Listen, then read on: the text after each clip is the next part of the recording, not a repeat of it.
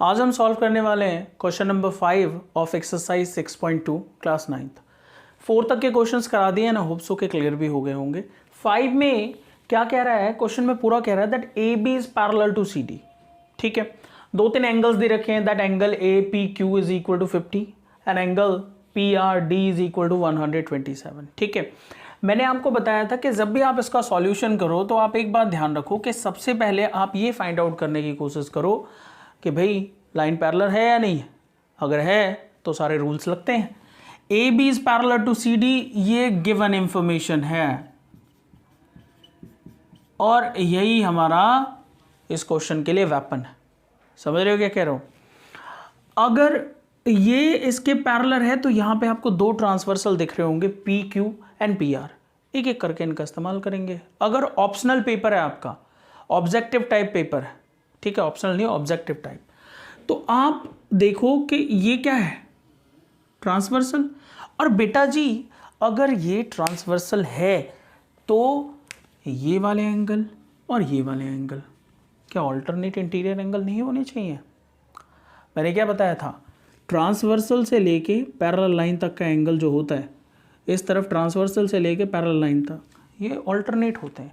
तो y की value, x की वैल्यू कितनी आ गई? 50। Alternate interior angles are equal. अगर लाइन पैरेलल है तो एंगल्स इक्वल होंगे, कोई कंफ्यूजन ही नहीं।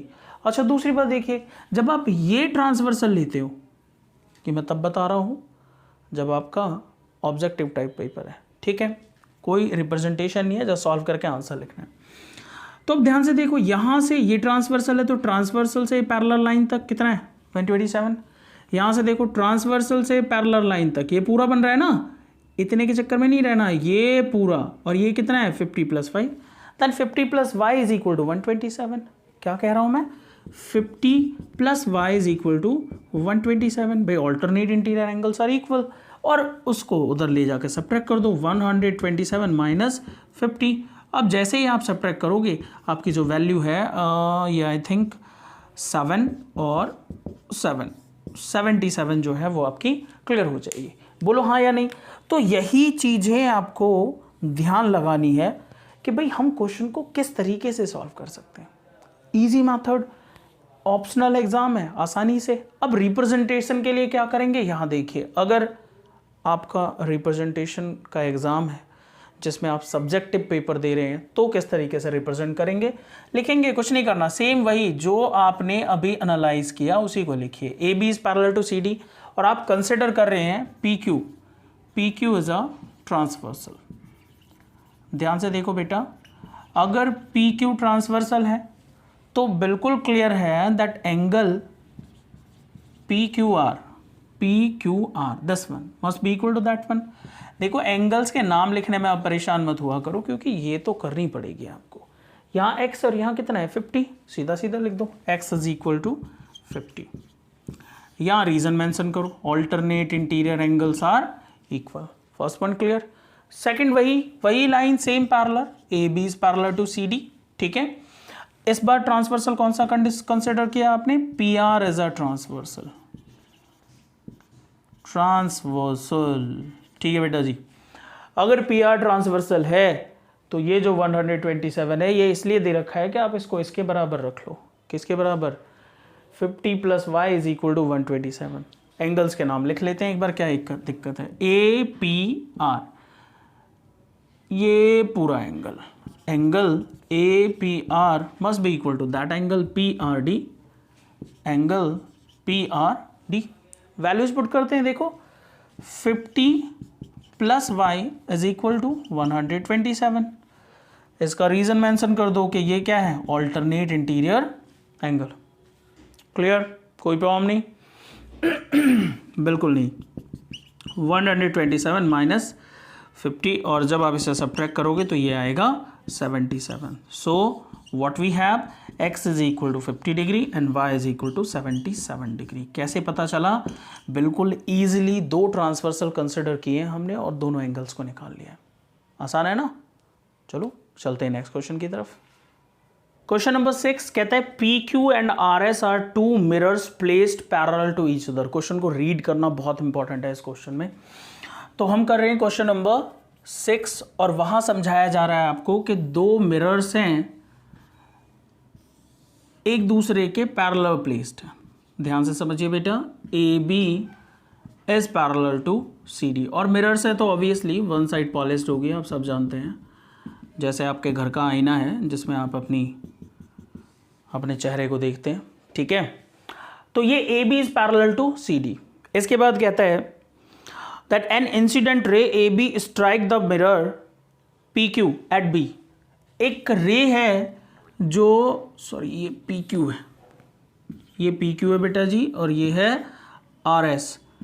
एक इंसिडेंट रे है ए बी जो मिरर पी क्यू को स्ट्राइक करता है। देखो इस तरीके से इंसिडेंट रे है, किस पे स्ट्राइक कर रहा है बेटा जी, बी पे, ये ए है, इधर से चलना शुरू हुआ। जब वहां टकराएगा तो हमने सबने पढ़ा है कि जो भी रे स्ट्राइक करती है, स्ट्राइक करने के बाद ऑब्वियसली रिफ्लेक्ट होती है, तो रिफ्लेक्ट होगी यहां से, ठीक है, रिफ्लेक्ट हो गई भाई। अब जब यहां दोबारा से ये स्ट्राइक करेगी, लेट से ये पॉइंट है सी, तो दोबारा से यहां से इसका रिफ्लेक्शन होगा, कोई इशू नहीं। लेट से ये जो पॉइंट है ये है D.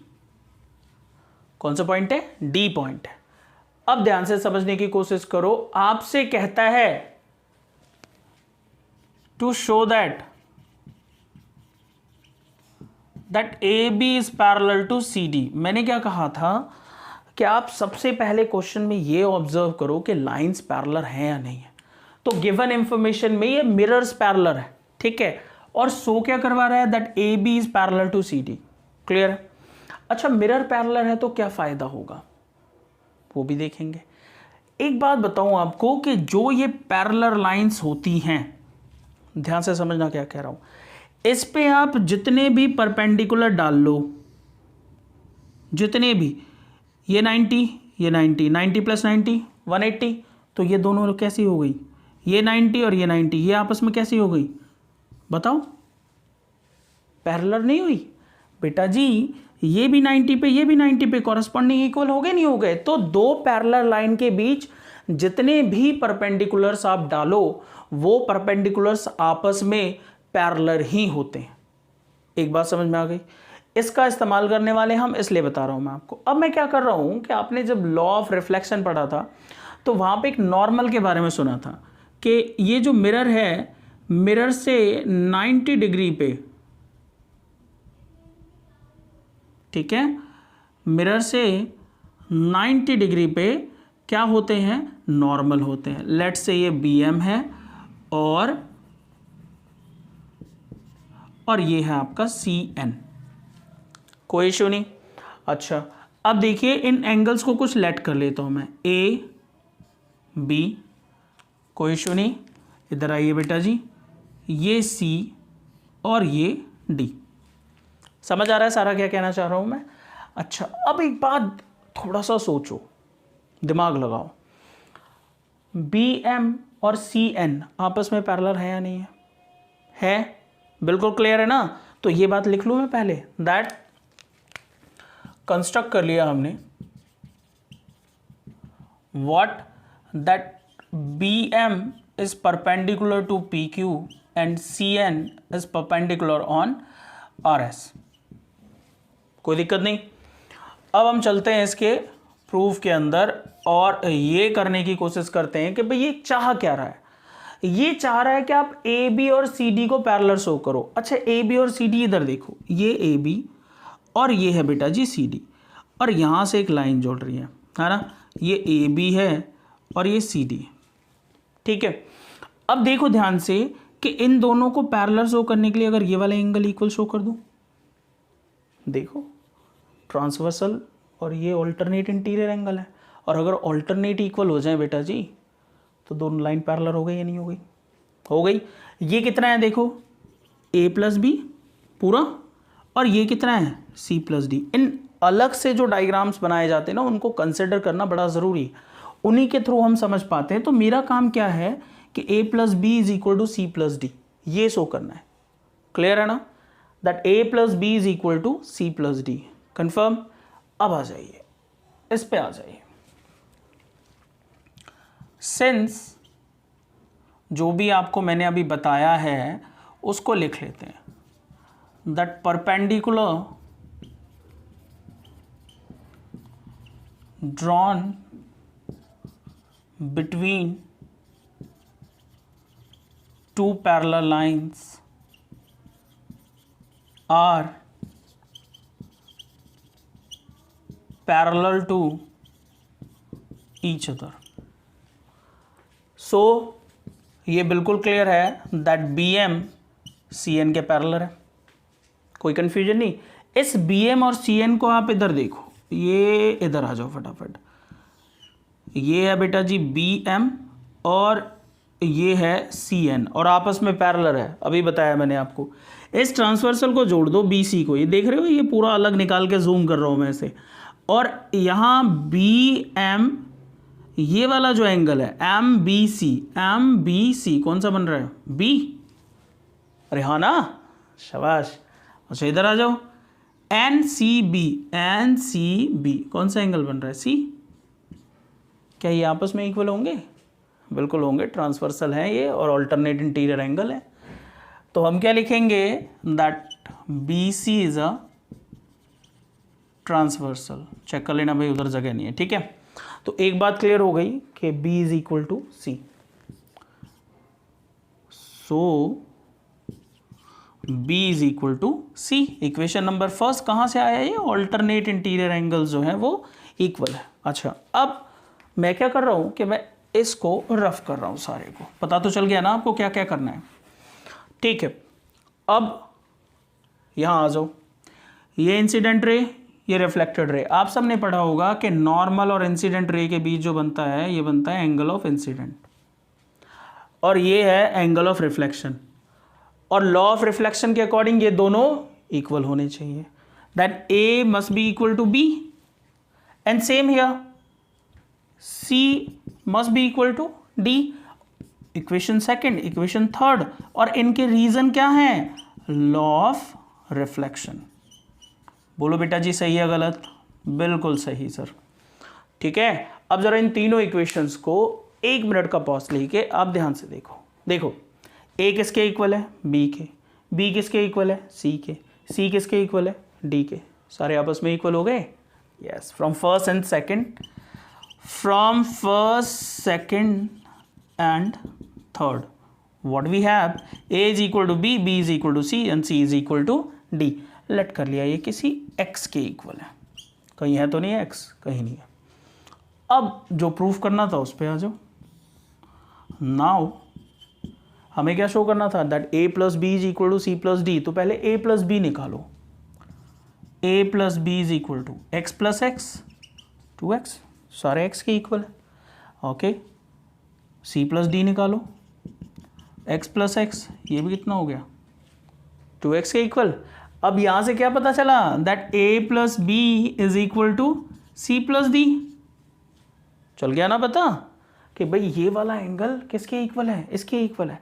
And therefore AB is parallel to CD because alternate interior angles are equal. So AB is parallel to CD. अब रीजन लिख दो, बिकॉज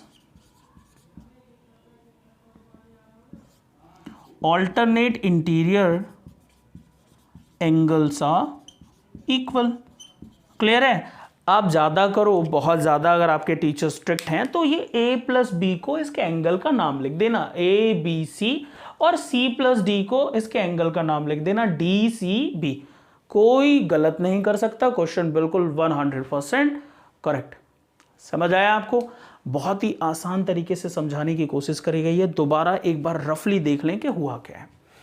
ये हुआ कि ये लाइन इस वाली लाइन के पैरेलल थी, तो ये B और C आपस में हो गए इक्वल. ठीक है, अब ये दोनों एंगल आपस में इक्वल होते हैं. रीज़न आपको बिल्कुल क्लियर पता है, law of reflection. Similarly C और D आपस में इक्वल होते हैं. और जब इनको देखा तो ये पता चल गया कि A, B, C और D सारे आपस में इक्वल है. तो लेट कर लिया इनको x. अब बिना लेट करे भी कर सकते हैं आप, जैसे चाहें वैसे कर सकते हैं. अब आपको ये वाला एंगल इस वाले एंगल के इक्वल शो करना था, तो A प्लस बी निकाला आपने. A plus B, x plus x 2x. C plus D निकाला आपने, x plus x 2x. Clear? तो जब दोनों आपस में इक्वल हैं तो ये कौन से एंगल है बेटा जी, alternate interior angle, and therefore A B is parallel to C D. Clear, समझ आ गया हो तो कमेंट करके बताना, ठीक है, लाइक कर दो अगर पसंद आ रहा हो तो, एंड रेगुलरली वीडियोस मिलते रहेंगे, जस्ट तैयार रहिए मेहनत के लिए। Thank you so much.